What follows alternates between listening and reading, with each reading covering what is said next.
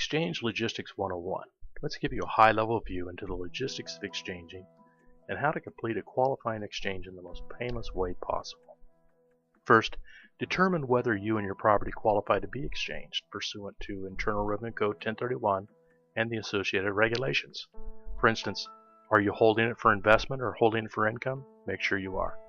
Then, prepare to sell your relinquished property by including some language which memorializes your intent to complete an exchange in both your listing agreement as well as any purchase and sale agreements. Also, ascertain what your capital gain is as well as your equity.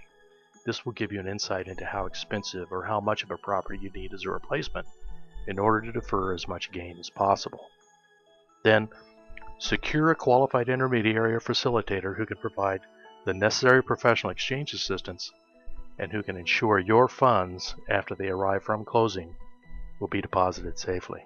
Remember, to avoid constructive receipt issues, it's important to understand that you cannot touch or control those funds during the entire exchange process. Also, start looking for replacement properties well before the relinquished property closes.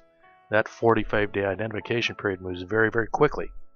And once you've located suitable replacement candidates, identify them appropriately, usually to your facilitator, and make sure the identification has been successfully received. Remember, most exchanges that do fail because of irregularities in identification, so any extra care you exhibit within that effort is time well spent.